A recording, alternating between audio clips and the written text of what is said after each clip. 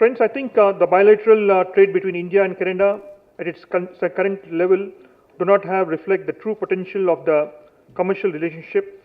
In fact, it was pointed out that both the countries would work for enhancing the bilateral trade to reach 15 billion US dollars by 2015. The meeting and many other such other meetings that the visiting delegation had and are going to have in India is a step towards this important goal or aim.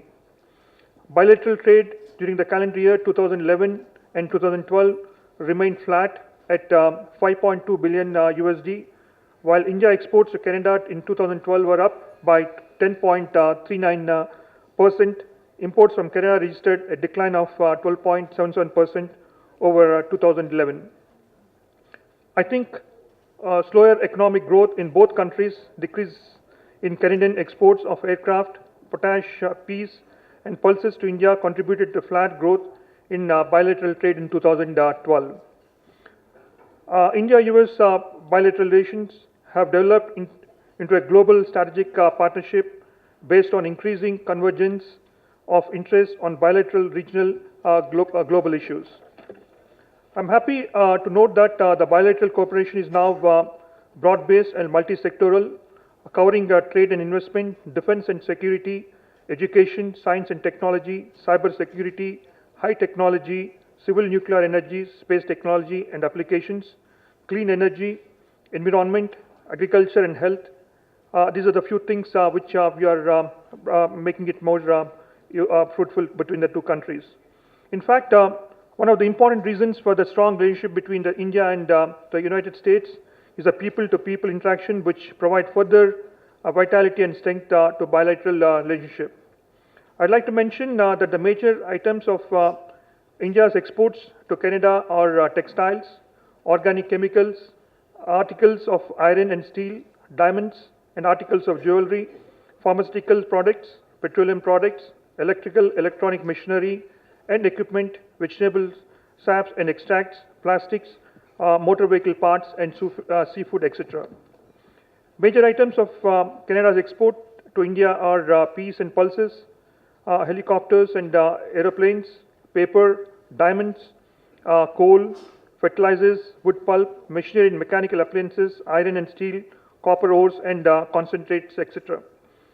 Friends, for the benefit of visiting delegation, I'd like to take this opportunity to briefly talk about two things. Firstly, Andhra Pradesh as one of the major trade center, and secondly, the theme and activities of which CIAP has taken up in the current year.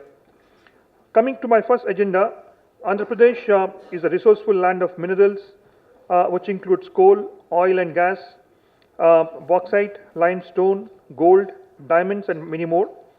Andhra Pradesh has one of the largest offshore hydrocarbon reserves in the KG basin, that is Krishna-Godavari basin. It also has a strong mineral base in the country. It is an agriculturally prosperous state, endowed with fertile land, water, conducive agroclimatic conditions. In fact, I'm happy to mention that CI and ICCC has signed an MOU almost a decade ago to strengthen trade and business relations between the two countries. Coming to my second agenda point, at CI Andhra Pradesh for the year 2013-14 are working on the theme reviving economic growth through governance, innovation, and skills. I think governance focus is critical as electoral reforms and effective regulation for core sectors are very important for revival. Through such focus, we'll also continue to work towards employment generation and employability. Our 10 focus areas are innovation, governance and policy reforms, rural urbanization, food security, power and infrastructure, manufacturing and services, skill development, media and entertainment, women empowerment and affirmative action, and corporate social responsibility. With these brief thoughts, I once again welcome all of you for this. I welcome the Canadian delegation to Hyderabad, and I wish them a very successful future for a tour they have in Hyderabad and Andhra Pradesh. I now request Mr. Surya Bijwada to kindly introduce the delegation and share his thoughts. Before I invite him here, Mr. Surya Bijwada, the Indo-Canadian Chamber of Commerce, Andhra Pradesh Coordinator, President of BVR Products and Services, Introduction Leader at Landmark Worldwide, Past Zone Landmark Worldwide, Past Zone Chair, Lions Club International, Past President, Telugu Cultural Association of Greater Toronto, and IT consultant and supply chain distributor from Palakul, West Godavari district. I request Suja to address, introduce the members on this. Thank you.